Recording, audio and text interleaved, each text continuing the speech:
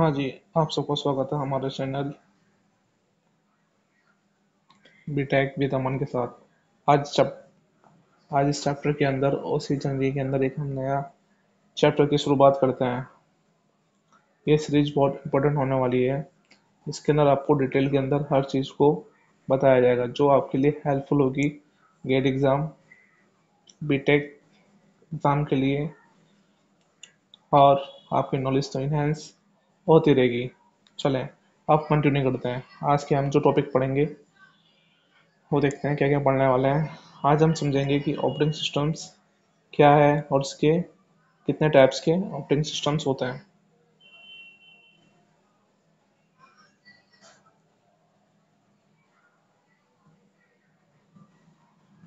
देखिए, operating systems क्या है, इस चीज़ को हम अच्छी तरह से समझ लेते हैं।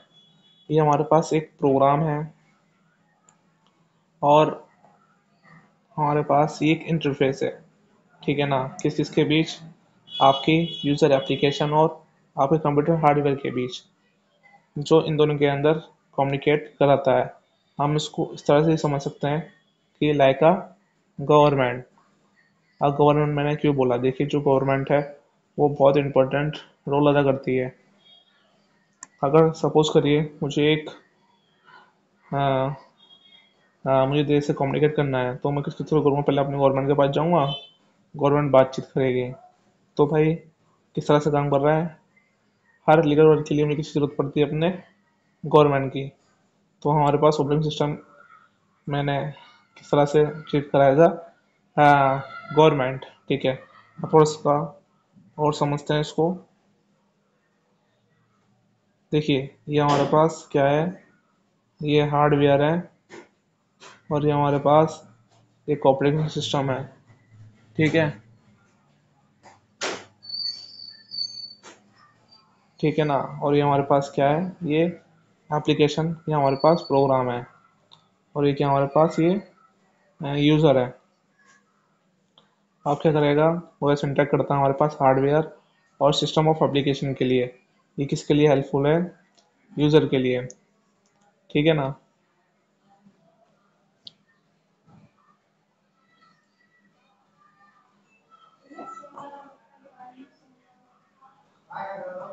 अब हम बात करेंगे हमारे पास सर्विस ऑफ ऑपरेटिंग सिस्टम के लिए, ठीक है। सबसे पहले ठीक है, हमारे पास एक यूज़र इंटरफेस है, ठीक है ना। प्रोग्राम एग्जीक्यूशंस के लिए काफ़ी इंपॉर्टेंट रोल्स और काफ़ी अच्छा ये फीचर किसके लिए, ओएस के लिए।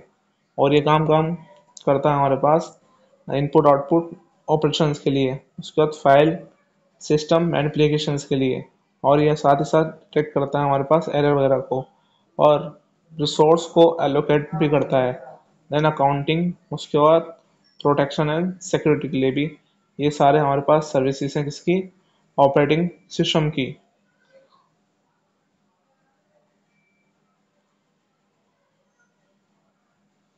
इसके बाद हम देखेंगे कि इसके गोल्स क्या हैं। देखिए, ये हमारे पास यूज़र फ्रेंडली है, मतलब कन्वीनियंस है, ठीक है ना, यूज़र फ्रेंडली है, इसकी पावर अच्छी है, ये एफिशिएंस भी है। उसके बाद इसकी पोर्टल ये पोर्टल इसको हम पोर्ट भी कर सकते हैं, ये पोर्टेबिलिटी है। इसका मतलब क्या है, हम इसको एंड्रॉयड के अंदर भी चला सकते हैं, उसके बाद हम उसको ऑपरेटिंग सिस्टम के अंदर भी चला सकते हैं, ठीक है ना। ऑपरेटिंग सिस्टम को चला सकते हैं, जैसे कि हमारे पास लैपटॉप वगैरह हो गया। ये सब क्या है, हमारे पास ये डिफरेंट डिफरेंट ओएस हैं। ओवेंटो का हो गया, ओवेंटो हो गया, मतलब लिनक्स हो गया, ये सब क्या हमारे पास, इसकी पोर्टेबिलिटी तो है ही है। उसके बाद रियलेबिलिटी भी अच्छी है, स्केलेबिलिटी भी है, उसके बाद ये रोबस्टनेस भी है। अब हम बात करेंगे कि हमारे पास टाइप ऑफ ऑपरेटिंग सिस्टम कितने हैं। देखिए, सबसे पहले हमारे पास है यूनि प्रोग्रामिंग ओएस, सेकेंड है हमारे पास मल्टी प्रोग्रामिंग ओएस, थर्ड है हमारे पास मल्टीटास्किंग, या इसको हम टाइम शेयरिंग भी बोलते हैं। उसके बाद हमारे पास multi processing OS, multi user OS, उसके बाद real time OS, embedded OS, और हैंड हेल्ड डिवाइस ओएस। इसको हम डिटेल में भी आगे देखेंगे। चलिए अब हम इसको स्टार्ट करते हैं। यूनि प्रोग्रामिंग ओएस के साथ, ठीक है ना। देखिए ये एक ऐसा ओएस है जो अलाउ करता है एक बार में एक ही प्रोसेस को मेमोरी के अंदर, ठीक है ना। जैसे क्या है, आप यहाँ देख पा रहे हैं फिगरली, हमारे पास ये आपका एक ऑपरेटिंग सिस्टम है, ठीक है ना। इसके अंदर सिर्फ एक ही प्रोग्राम को ये ले रहा है। तो देखिए इस चीज़ को थोड़ा सा समझते हैं। इसका मतलब ये है when the process goes for input output operation then CPU will be ideal. देखिए जब ये जो आपका प्रोसेस है इनपुट आउटपुट ऑपरेशंस के लिए जाता है तो जो सीपीयू है वो कैसा हो जाता है, इस कंडीशन के अंदर आइडियल हो जाता है। इसका कहने का मतलब ये है जो आपकी यूनि प्रोग्रामिंग है, जो हमारे पास ऑपरेटिंग सिस्टम है वो उसको यूटिलाइज नहीं कर पाता। Where does not utilize CPU properly, मतलब जो आपका ऑपरेटिंग सिस्टम है वो सीपीयू को पूरी तरह से यूटिलाइज नहीं कर पाता इसके अंदर, यूनि प्रोग्रामिंग के अंदर। तो उसका रिजल्ट क्या निकल गया है भाई, जब आप एक प्रोग्राम को रन कराओगे तो जब वो इनपुट आउटपुट ऑपरेशन में जाता है तो इस कंडीशन हमारे पास सीपीयू आइडल हो जाता है, जिसकी वजह से वो जो ओएस है वो पूरी तरह से सीपीयू का यूटिलाइजेशन नहीं कर पाता।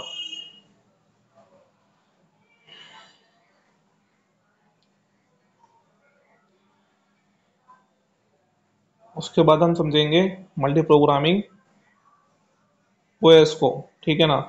देखिए जो हमारे पास मल्टी प्रोग्रामिंग ओएस है वो क्या करता है, एन ऑपरेटिंग सिस्टम भी चलाओ multiple program to be in memory. इसमें क्या होता है, जो आपका मल्टी प्रोग्रामिंग ओएस है इसके अंदर मल्टीपल प्रोग्राम्स होते हैं इसके अंदर आपकी मेन मेमोरी के अंदर। देखिए जो हमारे पास आपका ओएस है उसके अंदर कई सारे प्रोग्राम को देख पा रहे हैं, जैसे P1 P2 P3 P4, ठीक है ना। मल्टी प्रोग्राम को ये रन करा पा रहा है।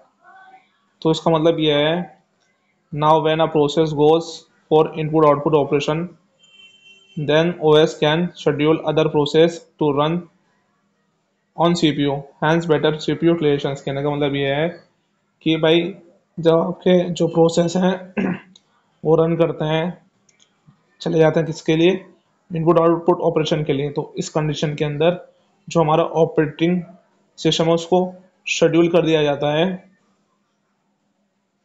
दूसरे प्रोसेस के लिए सीपीयू के, जिससे कि हमारे पास अच्छी यूटिलाइजेशन हो सके सीपीयू की। इस तरह से समझते हैं। सपोज करिए मेरे पास 4 लोग हैं, ठीक है ना, मेरे घर के अंदर। भाई एक गया है खाना लेने, एक गया है पानी लेने, और एक गया है टेबल वगैरह को साफ करने के लिए, ठीक है ना। तो क्या होगा, जो आपका ओएस है मतलब जो आपका हेड है वो आपको अच्छी तरह से यूटिलाइज कर पा रहा है। जब एक तरह कमी थी, जब हमारे पास ज़्यादा प्रोग्राम आ गए तो उसका जो सीपीयू उसका यूटिलाइजेशन क्या हुआ, अच्छा खासा हो पाया इस प्रोसेस के अंदर।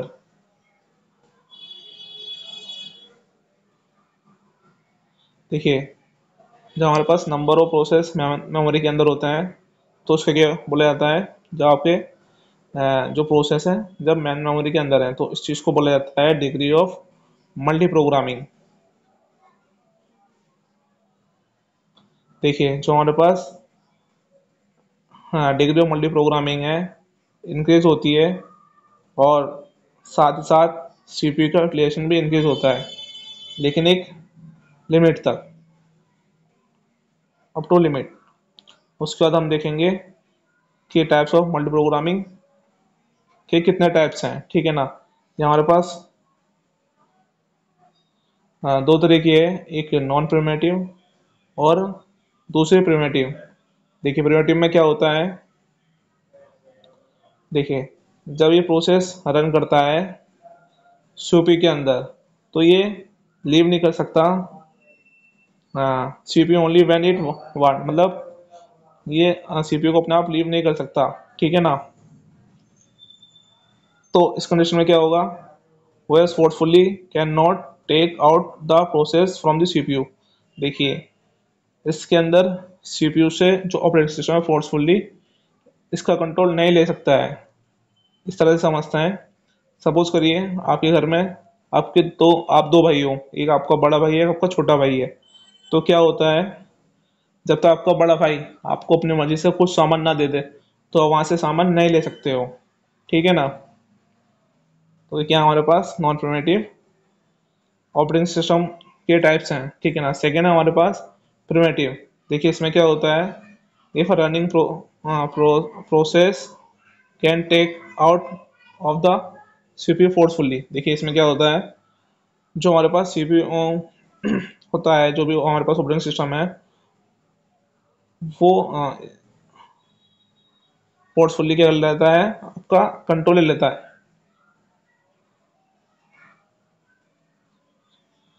देखिए इसके अंदर if running process can be taken out of the CPU forcefully, ये जो हमारे पास ऑपरेटिंग सिस्टम है वो इसके अंदर फोर्सफुली क्या कर लेता है, हमारे कंट्रोल्स को ले लेता है, मतलब प्रोसेस के कंट्रोल्स को ले लेता है। कहाँ से, सीपीयू से।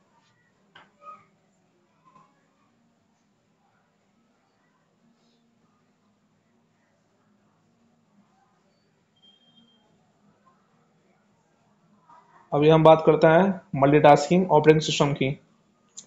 देखिए हमारे पास ये एक्सटेंशन है primitive multi programming operating system का, ठीक है ना, जिसके अंदर जो प्रोसेस है वो एग्जीक्यूट होता है राउंड रोबिन मैनर के अंदर। सपोज करिए मेरे पास एक सीपीयू है और तीन प्रोसेस हैं, ठीक है ना। तो क्या होंगे, one by one time slice के लिए एग्जीक्यूट होंगे। सपोज करिए पहले P1 हो गया, फिर 2, फिर P2, फिर 3, देन फिर अगन P1, फिर P2, फिर P3, इस तरह से ये एग्जीक्यूट होते चले जाएंगे। तो उसको क्या बोला जाता है, ये मल्टी टास्किंग एक्सटेंशन, मतलब किसका एक्सटेंशन है, ये प्रिमिटिव के एक्सटेंशन हैं, ठीक है ना। किस मैनर के अंदर एग्जीक्यूट होते हैं, राउंड रोबिन मैनर के अंदर एग्जीक्यूट होते हैं। अब हम बात करेंगे हमारे पास मल्टी प्रोग्रामिंग ऑपरेटिंग सिस्टम की, use on computer with multiple CPU. देखिए जो कंप्यूटर्स हैं वो मल्टीपल सीपीयू के साथ यूज होते हैं, तो उसको बोला जाता है हमारे पास मल्टीपल प्रोग्रामिंग ओएस। ऐसे कंप्यूटर जो यूज हो मल्टीपल ऑपरेटिंग सिस्टम के साथ is known as multi programming operating system. इसके अब हम टैब देख लेते हैं। देखिए ये दो तरह के होते हैं, एक टाइट कपल होता है, दूसरा होता है हमारे पास लूजली कपल, ठीक है ना। पहला क्या होता है हमारे पास, शेयर मेमोरी होता है। सेकंड होता है हमारे पास डिस्ट्रीब्यूटेड सिस्टम होता है। शेयर मेमोरी के अंदर क्या होता है, देखिए ये एक मेमोरी होती है और कई सारे सीपीयू के साथ यूटिलाइज कर रही होती है। सेकंड है हमारे पास लूजली कपल के अंदर, मतलब खुद की ही मेमोरी होगी और खुद का ही सीपीयू होगा, तो उसको बोला जाता है हमारे पास लूजली कपल्ड डिस्ट्रीब्यूटेड सिस्टम भी बोल दिया जाता है। अब हम देखेंगे मल्टी यूजर ओएस को।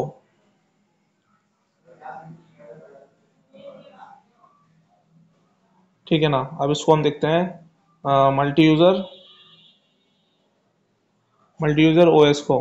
देखिए it is use on computer system which can use by multiple user simultaneously. देखिए क्या होता है, इसमें कंप्यूटर सिस्टम्स होता है जिसके अंदर मल्टीपल यूजर साइमल्टेनियसली उसका यूज कर रखे होते हैं, ठीक है ना। जैसे T1, T2, T3, ये हमारे पास यूजर वन है जो हमारे पास मल्टी यूजर ऑपरेटिंग सिस्टम का यूज कर रहा है, मतलब सीपीयू हो गया, उसका एचडी हो गया, रैम हो गया। यूजर टू हो गया, यूजर थ्री हो गया, तो क्या कर रहे हैं ये मल्टीपल यूजर उसको साइमल्टेनियसली कंप्यूटर को यूज कर पा रहे हैं। देखिए इसमें T1, T2 क्या हमारे पास ये सब टर्मिनल्स हैं, ठीक है ना, जैसे screen, keyboards, mouse and other input output devices.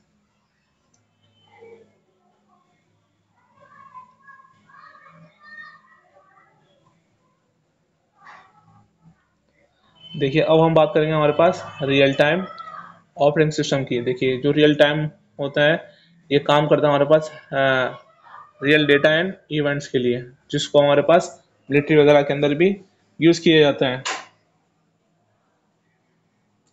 देखिए हर प्रोसेस की एक डेडलाइंस होती है, ये किसके होते हैं, सॉफ्टवेयर एंड हार्डवेयर टाइप्स के। अब बात करते हैं हमारे पास एम्बेडेड ऑपरेटिंग सिस्टम की।